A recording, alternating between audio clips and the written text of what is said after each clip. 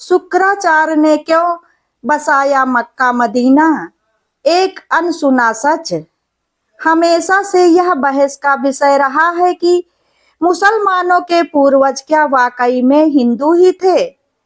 दुनिया भर के मुस्लिम लोग चाहे इस सच को माने या ना माने, उनके रहन सहन के तरीके, उनकी मक्का मदीना की पूजा पद्धति, उनके पवित्र चिन्ह आदि उन्हें किसी न किसी तरह से हिंदू धर्म से जोड़ते हैं। हिंदू धर्म ग्रंथों के अनुसार असुरों के गुरु तथा महर्षि भृगु वह असुर राज हिरण्यकश्यप की पुत्री दिव्या के संतान शुक्राचार्य भी मुस्लिम संप्रदाय के वास्तविक जनक थे। शुक्राचार्य ने राक्षसों का वंश बचाने के लिए भगवान शिव जी की घोर तपस्या की थी, जिससे प्रसन्न होकर शिव जी ने उन्हें अपना स्वरूप शिवलिंग शुक्राचार्य को प्रदान करके उन्हें वैष्णव अर्थात हिंदुओं से दूर रखने को कहा था। शिव जी का स्पष्ट आदेश था कि जिस दिन कोई भी वैष्णव अर्थात हिंदू इस शिवलिंग पर गंगा जल चढ़ा देगा, उस दिन राक्षसों के वंश का नाश हो जाएगा। शुक्राचार्य ने महादेव के स्वयं दिए गए शिवलिंग को भारतवर्ष तथा हिंदुओं से दूर रेगिस्तान में स्थापित किया था, जिसे आज अरब देश में मक्का मदीना के नाम से जाना जाता है। यहाँ तक कि अरब देश का नाम शुक्राचार्य के पौत्र अरब के नाम पर ही पड़ा था।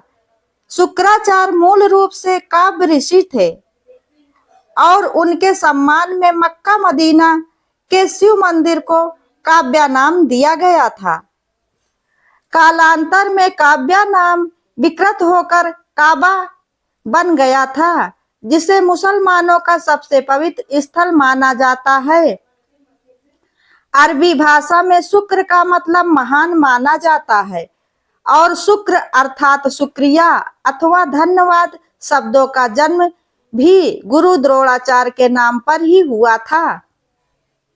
मुसलमान का पवित्र जुम्मा शुक्रवार को मनाने की वजह भी गुरु द्रोणाचार्य ही है।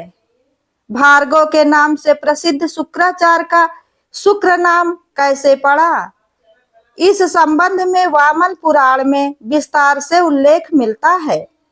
एक कथा के अनुसार जब शुक्राचार्य को भगवान शिव निगल जाते हैं, तब शिव जी के उदर में जाकर भार्गव ने भगवान शिव की स्तुति प्रारंभ कर दी थी, जिससे प्रसन्न होकर शिव जी ने उनको बाहर निकलने की अनुमति दे दी थी।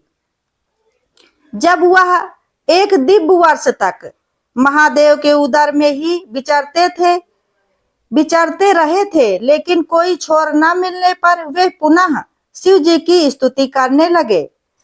तब भगवान शिव ने हंसकर कहा कि मेरे उदर में होने के कारण तुम मेरे पुत्र हो गए हो, अतः मेरे शिश्र से बाहर आ जाओ।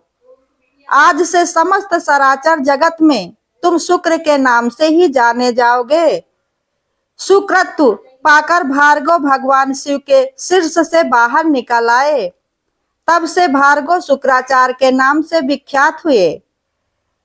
रामायण के अनुसार रावण की बहन शूर्पणखा का वध नहीं हुआ था और वह रावण की मृत्यु के बाद वह गुरु द्रोणाचार्य के आश्रम में ही रहने लगी थी। यह सबको पता है कि भगवान श्री राम के आदेश पर लक्ष्मण ने शूर्पणखा के नाक कान काट दिए थे और तभी से वह अपना चेहरा ढककर रखती थी। शूर्पणखा के चेहरा ढकने की परंपरा को अरब देश की औरतें आज भी निभाती हैं और अरब देशों के रेगिस्तान में तेज धूप होने की वजह से वहां के लोगों ने सिर ढकने के लिए टोपी पहनना शुरू कर दिया था, जो आगे चलकर उनकी पूजा पद्धति में शामिल हो गया। रेगिस्तान में उपजाऊ जमीन, अनाज आदि के अभाव में लोगों ने जानवरों को मारकर खाना शुरू कर दिया और इस हत्या को कुर्बानी का नाम भी दे दिया गया। इंसानों के मरने के बाद उन्हें जमीन में दफन करने की परंपरा हुई, जिसका मुख्य कारण रेगिस्तान में जलाने योग्य लकड़ी का ना होना था। काबा में 360 मूर्तियां हैं, जिनमें शनि और चंद्रमा की मूर्तियां भी शामिल हैं। मुस्लिम इतिहासकारों के अनुसार इनमें से ही एक मूर्ति को अल्लाह का नाम दिया गया है। शनि चंद्रमा के अलावा सूर्य और अन्य ग्रहों की मूर्तियों का वहां होना इस बात का प्रतीक है कि काबा में 9 ग्रहों की पूजा की जाती है। हिंदू धर्म में आज भी 9 ग्रह की पूजा होती है और यह माना जाता है कि मुसलमानों को 9 ग्रह की पूजा सिखाना गुरु शुक्राचार्य का ही काम है।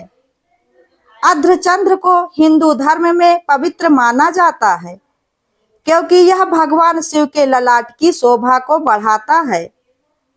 अर्धचंद्र चिन्ह का काबा में महादेव के प्रतीक पर होना इस चिन्ह को मुसलमान को पवित्र बनाता है और इसे इस्लाम के झंडे पर स्थान भी दिया गया है। हिंदू धर्म के पवित्र शब्द ओम के संस्कृत रूप में ओम को अगर शीशे में देखें तो यह अरबी भाषा में लिखे गए अल्लाह की तरह दिखाई देता है। यहाँ तक कि मुसलमान में पवित्र माना जाने वाला 786 अंक भी ओम से ही बना है। ध्यान देने वाली बात यह है कि कोई भी मुसलमान इस बात को स्वीकार नहीं करता है कि 786 अंक वास्तव में हिंदू का वैदिक प्रतीक ओम ही है। कोई भी मुस्लिम बुद्धिजीवी आज तक यह नहीं बता पाता है कि अगर 786 अंक ओम नहीं है तो आखिर क्या है। मुसलमान मक्का जाकर काबा के शिवलिंग की 7 बार परिक्रमा भी करते हैं, जो बहुत पहले से ही चला आ रहा है। गुरु शुक्राचार्य ने यकीनन इस्लाम से पूर्व पैदा हुए अरब देश के लोगों को हिंदू पूजा पद्धति सिखाई होगी। मक्का से कुछ ही दूरी पर एक बड़ा साइन बोर्ड लगा है, जिस पर लिखा है कि इस क्षेत्र में गैर मुसलमानों का प्रवेश वर्जित है। यह साइन बोर्ड उस समय का प्रतीक माना जाता है जब इस्लाम की शुरुआत हुई थी, तथा यह भी अंदाजा लगाया जाता है कि शुक्राचार्य ने भगवान शिव की दी हुई चेतावनी पर अमल करते हुए इस मंदिर के क्षेत्र में हिंदुओं के प्रवेश पर प्रतिबंध लगाया होगा। जहां भगवान शिव का मंदिर होता है, वहां पवित्र नदी का पानी भी पाया जाता है। हिंदू मंदिरों की यह परंपरा भी काबा से जुड़ी हुई है और मंदिर के साथ ही पवित्र पानी का स्रोत भी स्थित है, जिसे जमजम पानी के नाम से भी जाना जाता है।